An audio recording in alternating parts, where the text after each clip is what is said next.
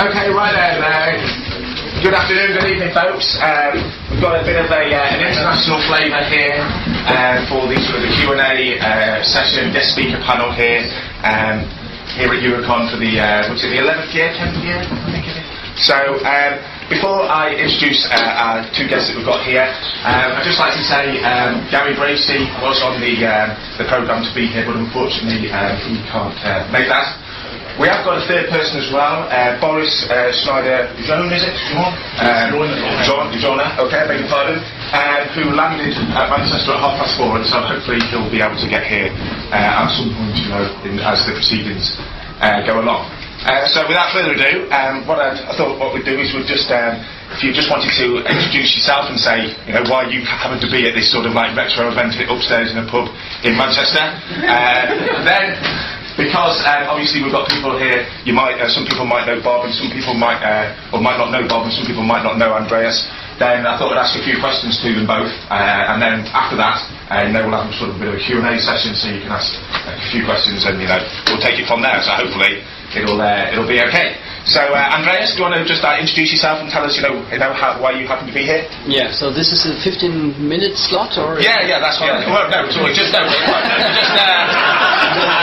if you just give us the sort of like a 1 minute or 30 second overview, and then and then let Bob introduce himself as well. Yeah.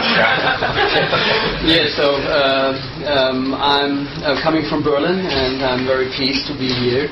I'm the director of the Berlin Computer Spiele Museum, Computer Game Museum, and as the name said, we are exhibiting and we are collecting games, somehow on an institutional base since 1997. This is the year when we opened our first permanent exhibition, and because we are close to the opening of our new permanent exhibition, end of the year in Berlin, this is an additional reason why I'm especially happy to be here, and to tell you a little bit about that. And I'm also, we as Computer Game Museum, we are also participating in a European research project called KEEP. There's also a partner from the UK in the project. It's the University of Portsmouth, and this is also something interesting for the whole. I think for everyone who is caring about the preservation of complex digital artifacts, and of course games are such a complex digital artifact, and I also can tell you a little bit about what's going on there. Fantastic. So ladies and gentlemen, if you could welcome Andreas.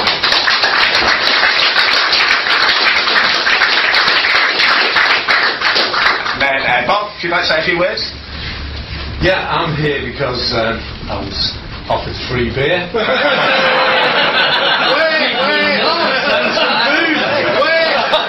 I'll do anything for free beer. Because I did most of the artwork for Ocean Software. Most of the game covers through the 80s into the mid-90s, and some people quite like that.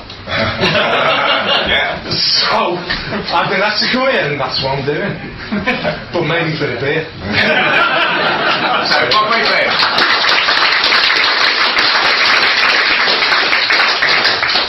So Andreas, you mentioned firstly this Berlin Computer Game Museum. So sort of how did that come about? I mean, when did it start? Yeah, so we started 97, as said, and so from my personal background, I come to these not because I'm a passionate gamer, but it was more a cultural approach. I studied religion and theater in Berlin, and when I looked for a topic for my thesis, I came up with the idea to write about the stories in computer games, which were told in computer games, and analyze it as a myth, and compared it to ancient Greek myths, and this was this thesis was finished in '94, so it was one of the very first academic works which approached games not as toys and asked questions like the pedagogic academics asked, but approached it more as a cultural artifact. And so, writing this thesis, I come in contact with a non-profit organization who just started at this time the German age rating system for computer games, together with the industry, the German Industry Association.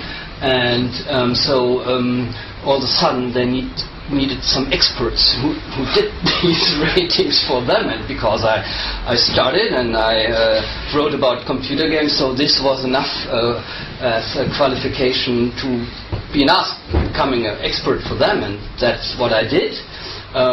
Work parallel is something totally different because it was not a really job as an employee, it was just being asked some days in a month to do that ratings for them.